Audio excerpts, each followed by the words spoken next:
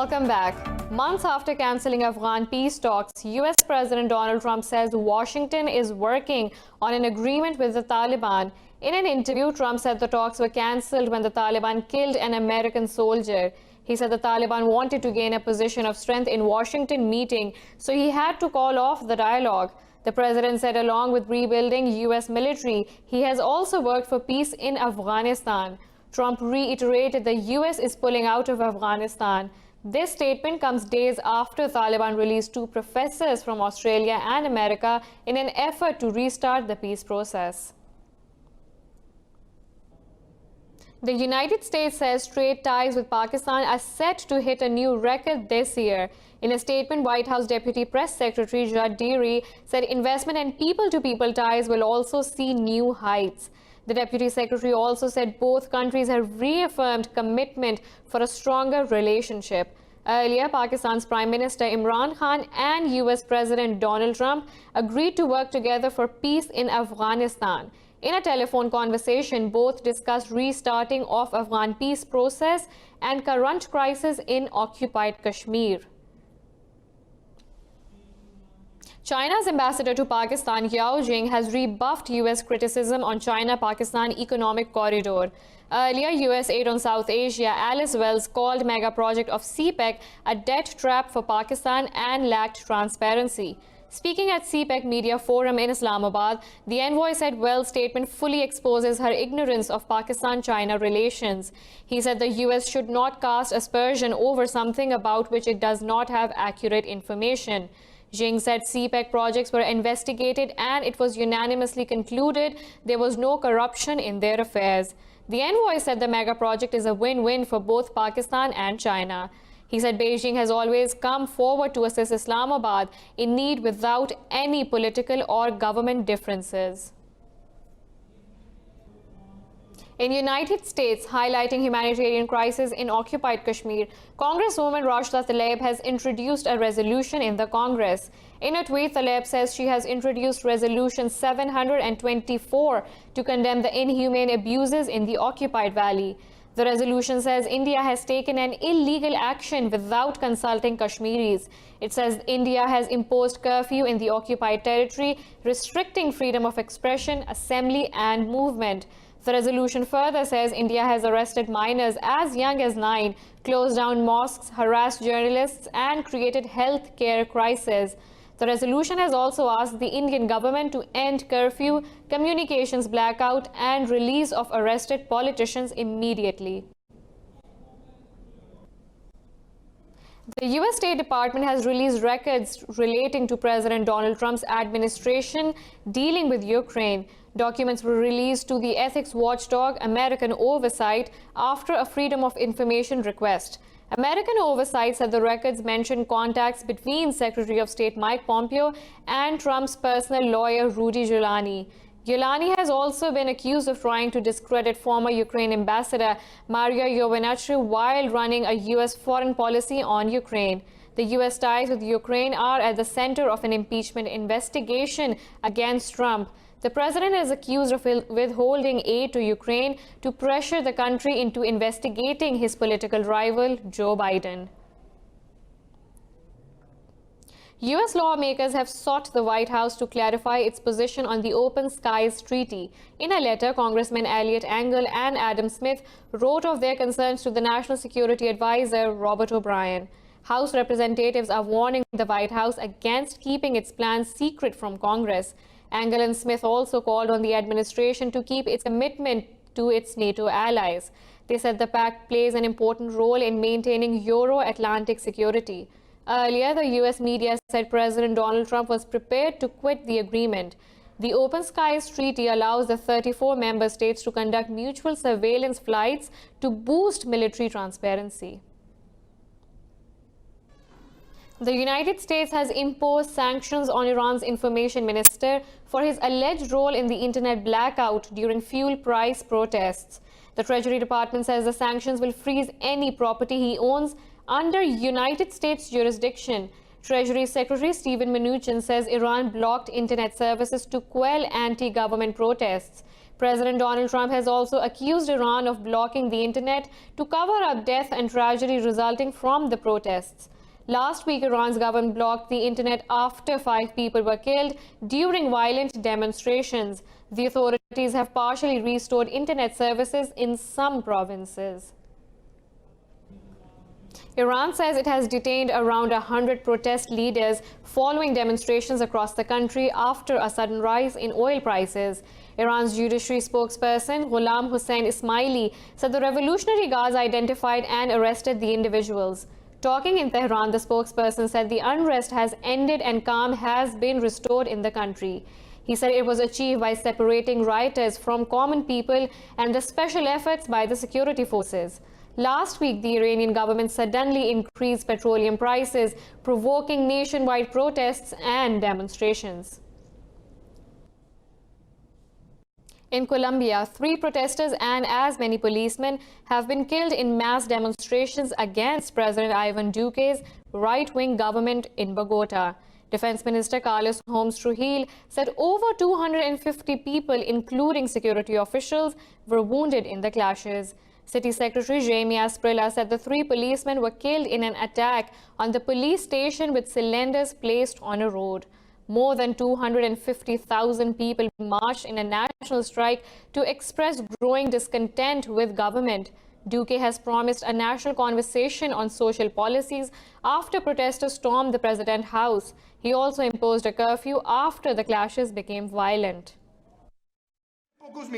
A few minutes ago, as Supreme Commander of the military forces and police, and in coordination with the Mayor of Bogota, Enrique Peñalosa, we have set a curfew for the areas of Kennedy, Ciudad Bolivar, and Bosa from 8 p.m. at night and for the whole capital city from 9 p.m. In Algeria, tens of thousands of protesters have rallied in Algiers and other cities to push December's presidential election to be cancelled.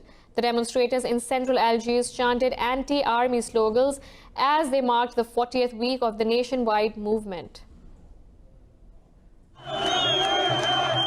With 3 weeks to go before the vote for a new president, protests are becoming more frequent. The demonstrators want figures from the ruling class to step aside and end to corruption and for the military to leave politics. The protesters reject the planned election, saying it cannot be free or fair while the military and the ruling hierarchy retain power.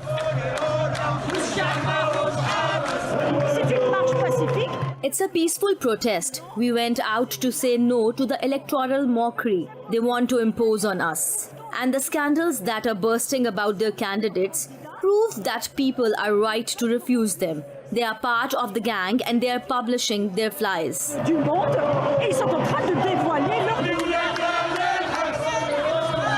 The 5 presidential candidates are all senior officials under former President Abdulaziz Bouteflika, who stepped down in April.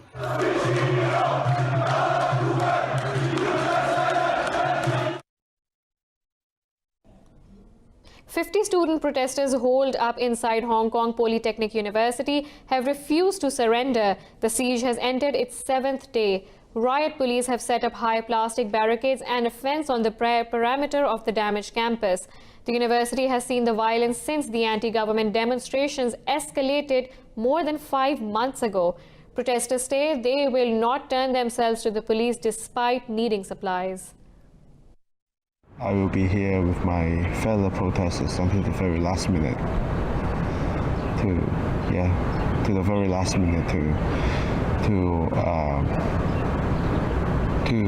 do what is right, and the message will be clear that we will never surrender.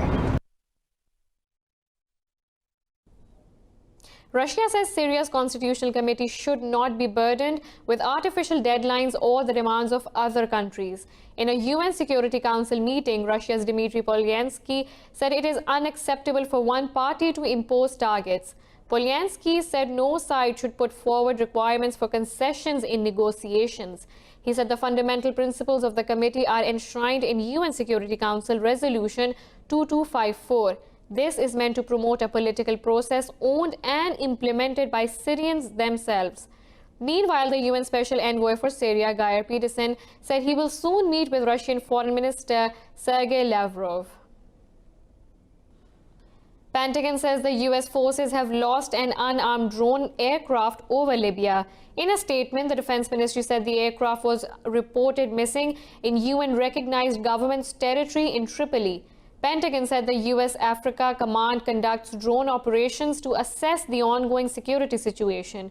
No reason was given for the loss, and the Africa Command said it was under investigation. The drone loss comes a day after forces loyal to Libya's rebel strongman Khalifa Haftar said they shot down an Italian drone in western Libya. In September, the US command conducted several airstrikes against the Libyan ISIS force and claimed it killed dozens. The UN envoy for Yemen says the number of government coalition's airstrikes against Houthi rebels has dropped by 80% in the last 2 weeks. Martin Griffiths told the UN Security Council the de-escalation is a move towards a ceasefire in the country. He said Yemen's security situation is changing.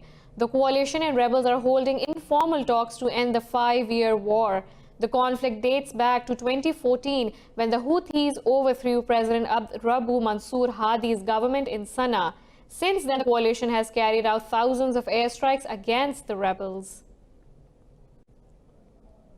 Lebanon's Hezbollah has accused the United States of meddling in the formation of a new Lebanese government. In an interview, Hezbollah deputy leader Sheikh Naim Qasim said Washington wants a government of its own choice in Beirut. He said the political crisis will continue until foreign forces stop interfering. Meanwhile, protesters held a mock parade to mark Lebanon's 76th independence anniversary. The protesters have demanded the resignation of the president and the entire government setup over corruption.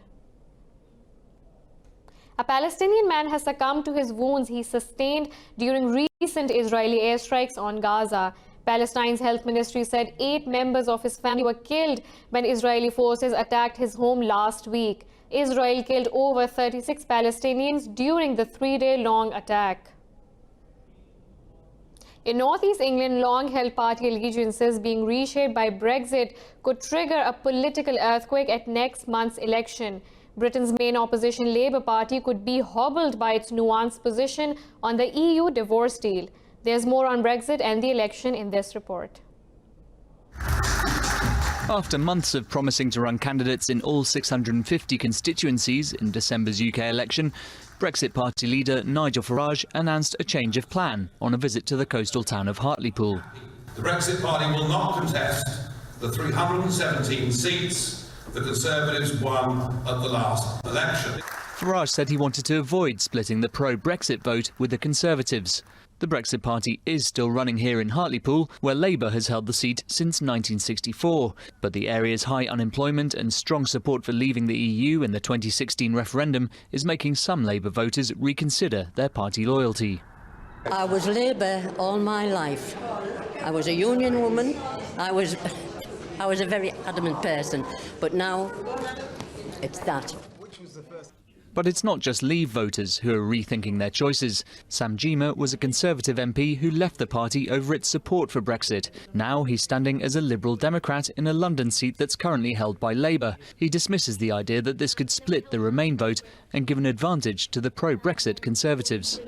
The idea that we only take votes from the Labour Party misunderstands what is going on in the country.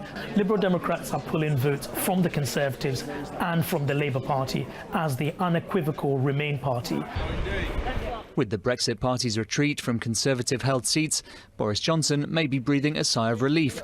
But even with his party's lead in the polls, the uncertainty of this election means the outcome is far from decided.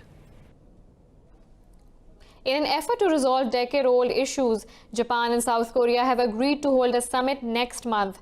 Japan's foreign ministry made the comments after foreign ministers from both countries met at a group of 20 in Japan's city of Nagoya. The meeting comes a day after Seoul pulled back from the brink of an intelligence-sharing deal expiration with Tokyo. South Korea's Foreign Minister Kang Kwang-wha said Seoul and Tokyo will put discussions about their contentious wartime past back on the table. She warned that a recent thaw in relations have bought them a little but not much time. Kang also met U.S. Deputy Secretary of State John Sullivan on sidelines of the meeting. She asked Washington to play a constructive role in resolving issues between South Korea and Japan. In Seoul, Singapore's Prime Minister Lee Hsien Loong has met South Korean President Moon Jae-in ahead of a commemorative ASEAN summit next week. President Moon asked Prime Minister Lee to keep playing a constructive role for lasting regional peace. Seoul pressed Singapore to continue its effort toward complete denuclearization of Korean Peninsula. Moon praised Singapore's efforts to hold first North Korea-US summit in June last year. Two-day South Korea Association of Southeast Asian Nations commemorative summit will be held in Busan starting from tomorrow. Moon and Lee plan to attend the two-day Busan Group Summit to be joined by the leaders of 9 other ASEAN member states. Earlier, Pyongyang refused to attend the summit and accused Seoul of harming ties by involving the US in inter-Korean issues.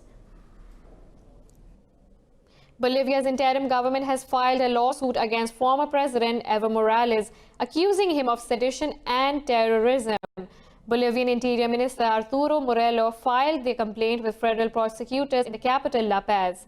This comes after the ex-president called on supporters to maintain blockades in the crisis-hit country.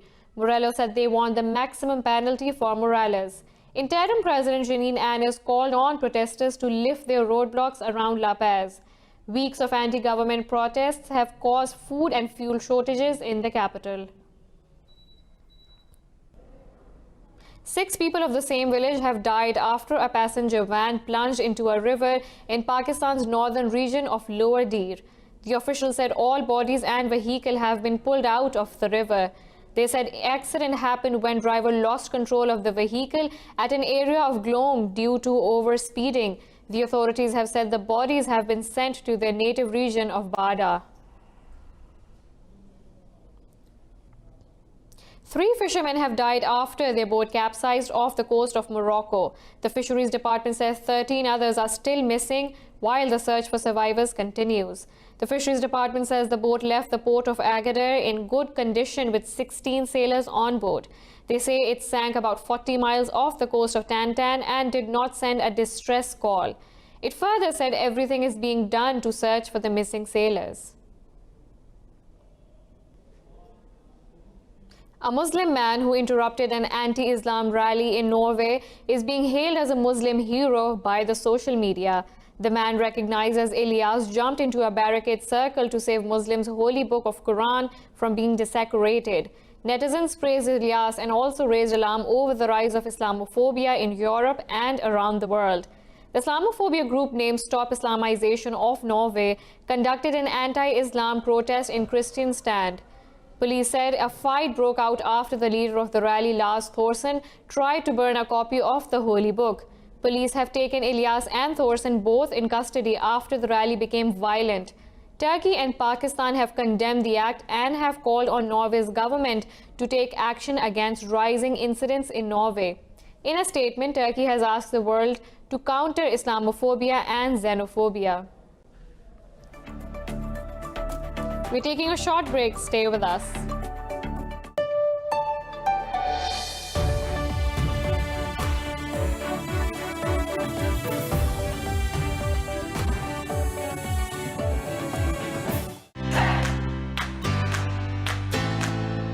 आज मैं अपने friends के साथ यहाँ पर आई हूँ.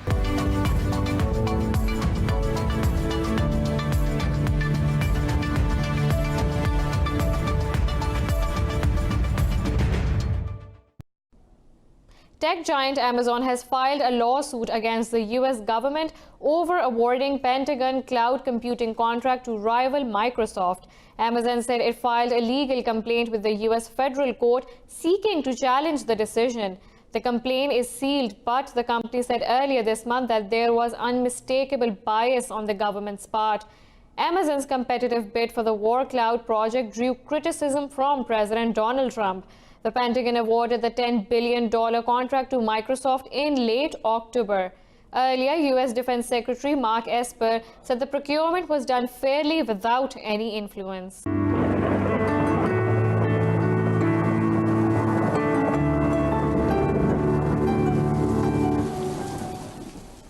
Now let's look at the weather from around the globe.